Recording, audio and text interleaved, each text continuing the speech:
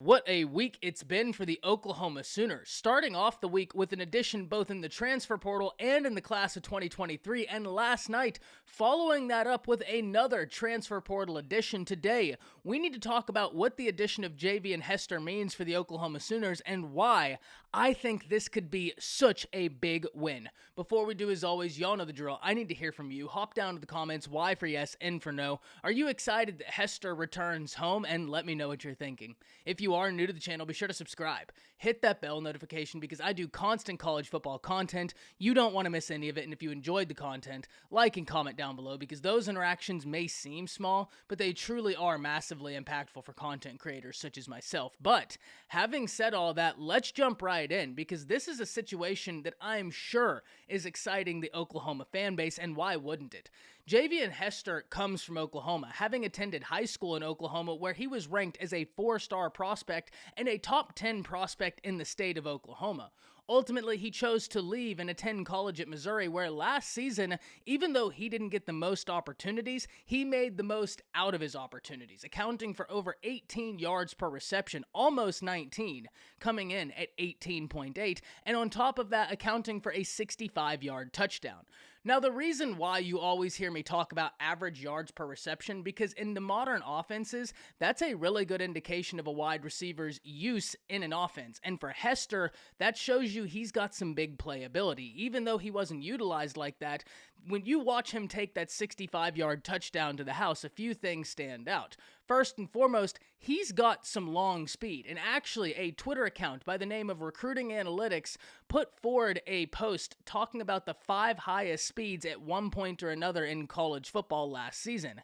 And in that list of 5 was Javian Hester, where he had gone over 22 miles per hour during a game. And that's the type of long speed you just can't teach. You either have it or you don't. And the intriguing thing about Hester is not only does he have that long speed, in which case he was clocked at over 22 miles per hour, but he offers you that speed in a large frame. And that's another area where I find this so intriguing.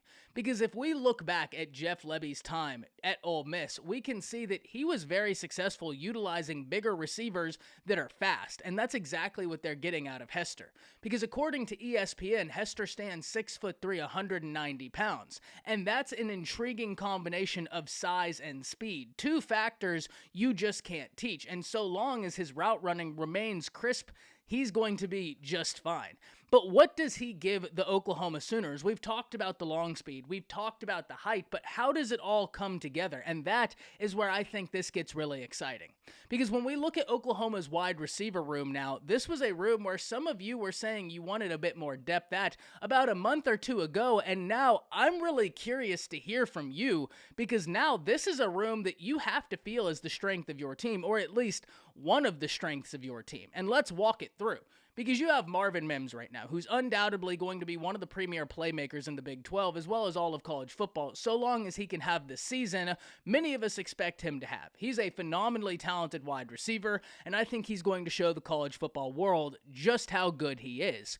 But on top of that, you have Theo Weiss, so Marvin Mims isn't even in a situation where he has to do it himself. He's got another bona fide guy right next to him, someone who, coming out of high school, was one of the top playmakers in all of the nation. Theo Weiss having some injuries, but this is a great time for him to really put together a successful season.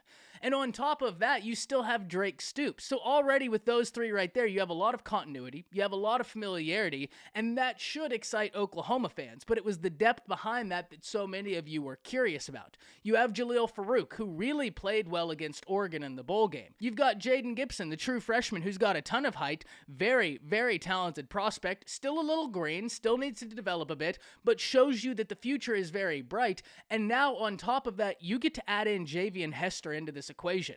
And if you really look at what this could mean for your wide receiver lineups, this gives Oklahoma a lot of flexibility. This gives them the ability to rotate wide receivers, but it also gives them the ability to change out wide receiver formations in order to affect a defense, to keep a defense on its heels, because they're going to be able to shift stylistic differences amongst the wide receivers to be able to maximize their effectiveness. In the red zone, Oklahoma is going to be very, very difficult to stop. I want to pose you this right here. You have 6'3" Hester, who's 190 pounds, who, like I said, was clocked at 22 miles an hour. If you get in the red zone and you throw out a formation that contains Hester and Gibson, that's a lot of size that the other team has to account for in individuals who are wide receivers. We're not even talking tight ends. Well, you're instantly creating mismatches, and that, my friends, is the name of the game.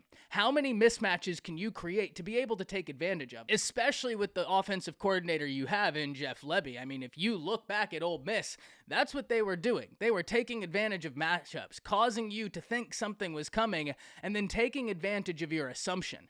This is going to be really intriguing because Oklahoma's wide receiver room now has got a lot of really good depth, and it's going to allow them to do multiple different things. But Brent Venables and the Oklahoma Sooners have done an incredible job in the transfer portal. Truly, think about it like this. 5 months ago, we were asking, what is Oklahoma's future in the Big 12 going to look like? And we were asking that question out of an area of concern because Oklahoma had lost so much and there was so much uncertainty.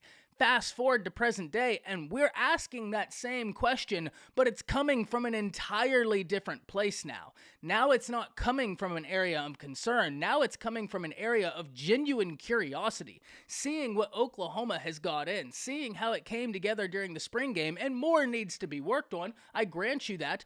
But Oklahoma is going to be a legit team in the Big 12. And if you're someone who's sitting there thinking that Oklahoma is about to fall off, I might have some bad news for you. I think it would be completely reasonable for them to replicate the season they just had. And I know some Oklahoma fans will say, oh, well, we can do better than that. And you may be able to, but I also think we need to understand how insane it would be if you replicated the season you just had with all of the losses you just sustained. And that, to me, indicates what a good job Brent Venables has done in his short stint. But can't wait to see once it all comes to fruition on the field. But this is a great addition, and I cannot underscore that. I think this is going to allow Jeff Lebby to do some cool things within the offense because now he has got a lot of depth. He's got a lot of guys that offer stylistic differences that he can pair together to really make a defense question what's coming next. And I am very excited about hearing from you Oklahoma fans. Hop down in the comments. Let me know what you're thinking. That's it. See ya.